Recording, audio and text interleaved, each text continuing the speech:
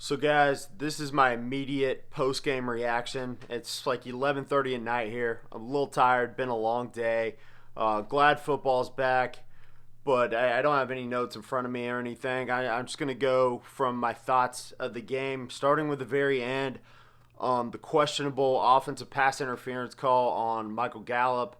I'm just going to go and say, guys, I'm not a big fan of excuses. At the end of the day, the offense shouldn't have been in that position. We should have already had that game put away. The way the defense responded in the second half, offense just did not respond. Was it pass interference? Probably not, but I'd like to see the reaction from Mike McCarthy, and I'm sure I'll watch that before this video is released tomorrow. Is he going to make excuses? Is he going to bring up the lack of the call there, or is he going to hold himself and the team accountable and say, hey, if we weren't in that position, that play wouldn't have mattered? Play calling, as far as Kellen Moore goes, it was good at times. It was really good at times, especially in the first half. But man, the offense, the whole entire second half was pretty much flat. I mean, sometimes we were able to run the ball a little, and we were able to get a drive together here and there, but we just could not capitalize and finish in the second half. And this has happened a lot in the past, even last year, where offense would come out firing, but the defense couldn't get a stop to save their life.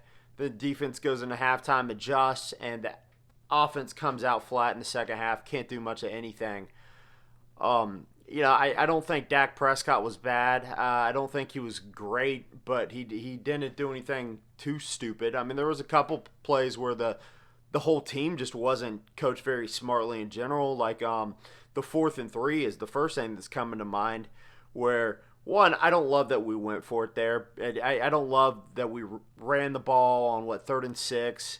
And then we passed the ball on 4th and 3 when we could have tied the game. I'm not going to give McCarthy too much havoc for not going for it there, for going for it there. But man, if we had the points, it would have been a different game at the same time.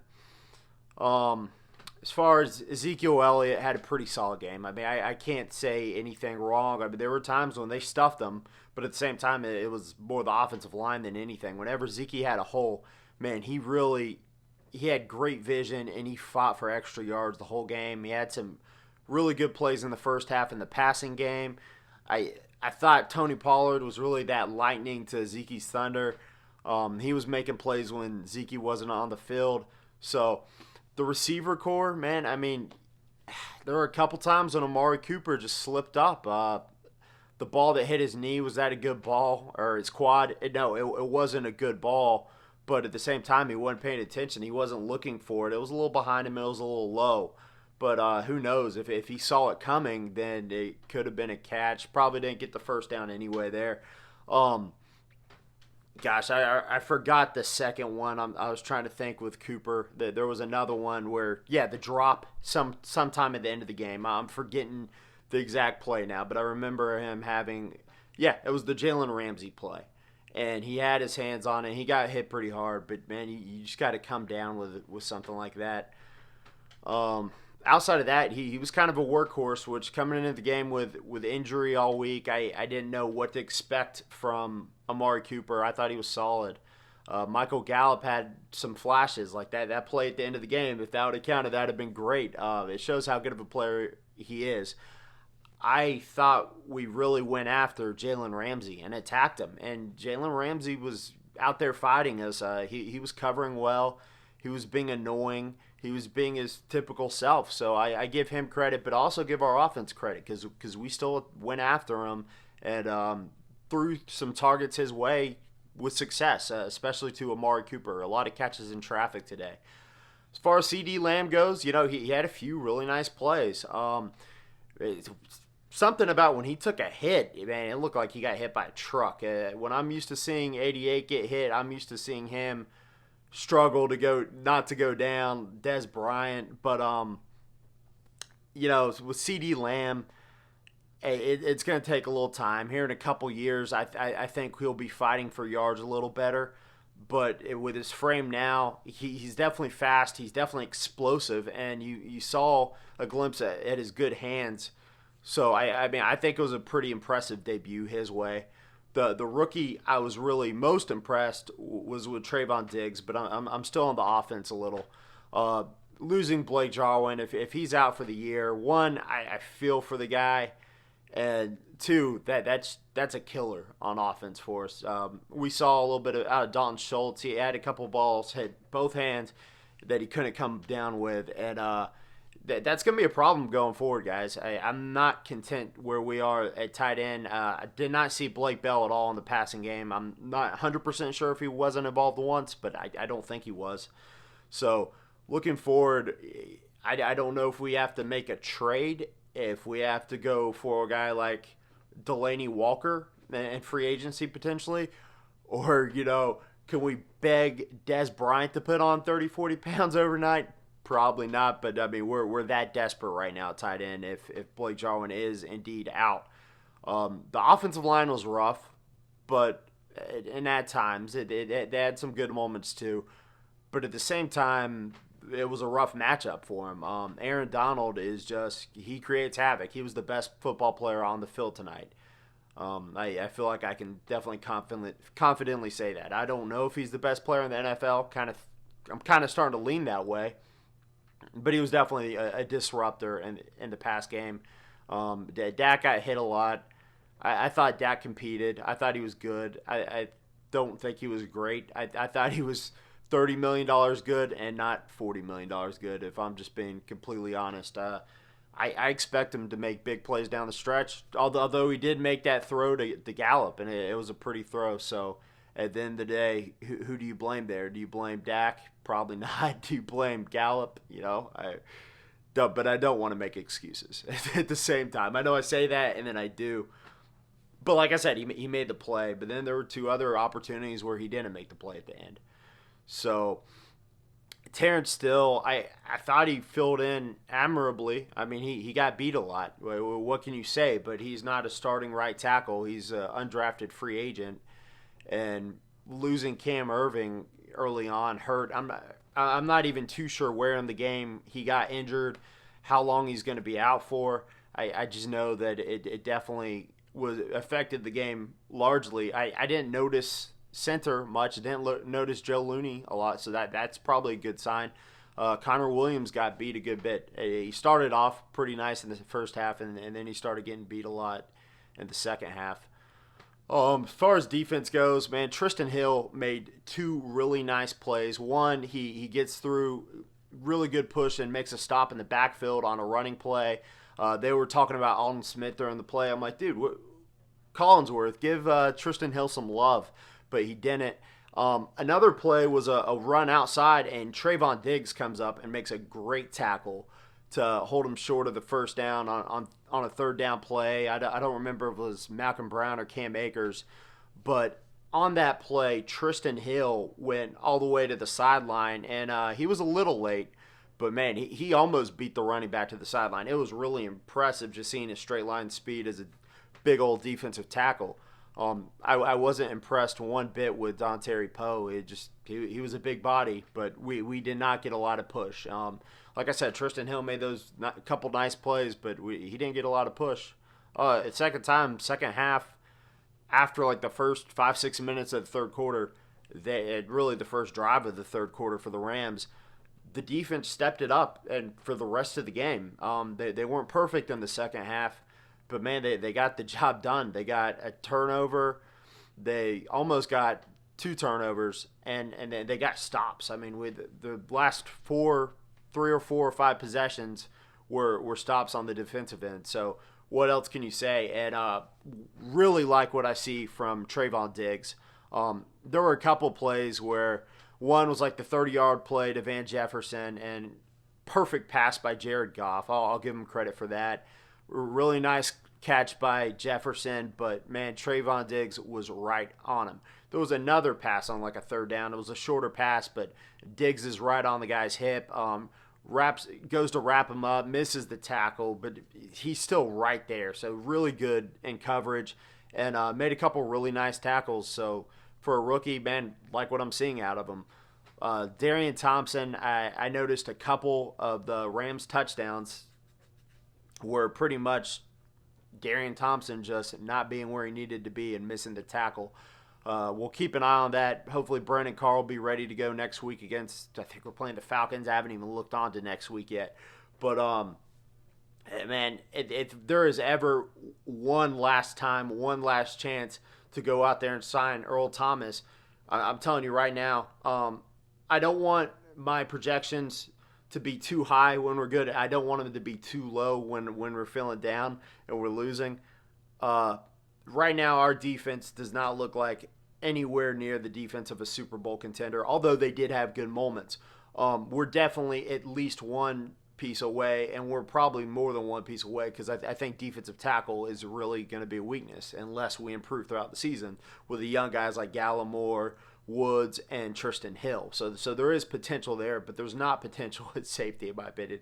Carr will do better than Darian Thompson, but man, if you want to have a chance of being a really good defense this year, you got to bring in Earl Thomas.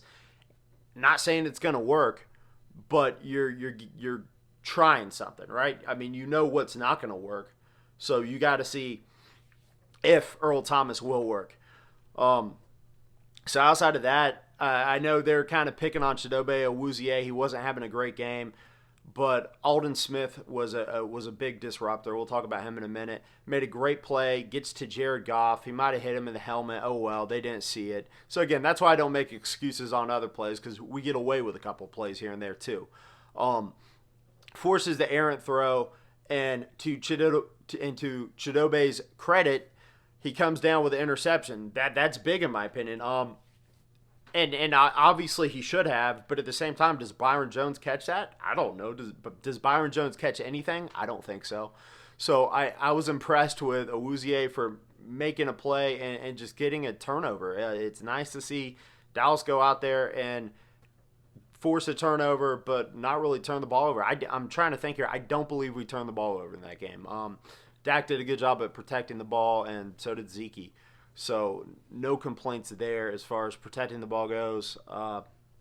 Alden Smith was really the only disruptor consistently on the defensive line that I saw. DeMarcus Lawrence is getting paid, man, and he's got to show up a little more. Don't have much else to say about that. Everson Griffin, didn't see anything out of him. But, man, Alden Smith looks like a football player. He looks like a stud. So we have at least one stud on our defense going into week 2. Outside of that, I want to see the defensive line live up to their name more. If they're going to call themselves the Hot Boys, man, you got to get to the quarterback a little better.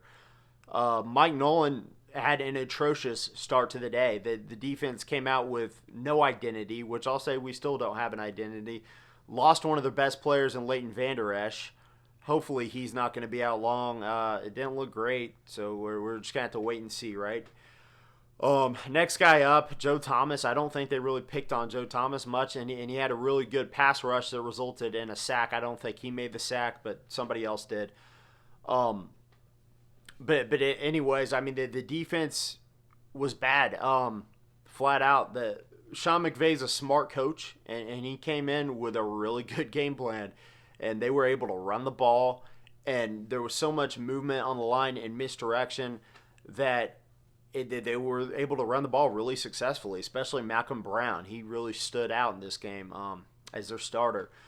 Cam Akers made some decent runs too, but like I said, Brown stood out. When they weren't running the ball, they were basically running the same formation, the same look, and then Jared Goff would roll out, and he would check down immediately, and they were getting 10, 15 yards at least every time, it seemed like. So they were crushing us with that. We get like a 3-and-out or something. Maybe we got some first downs. Like I said, I don't remember. I don't have notes in front of me. This is right after the game I'm doing this. But Rams got the ball back anyway. They get that easy touchdown just like they did the first drive of the game. And from there on out, defense started making adjustments. First thing I noticed was they did that rollout play again, and it was one of their tight ends, I believe, but I don't think it was Higbee or Everett. Maybe it was Higbee. No, it was Johnny. I think his name is Johnny Munt or something, and I believe he's one of their tight ends, but I'm not 100% sure. And it was a rollout to the left, and we had him covered there. And from there on out, we kind of had that play covered. I think Goff still ran for 5 yards. I mean, he made the right read.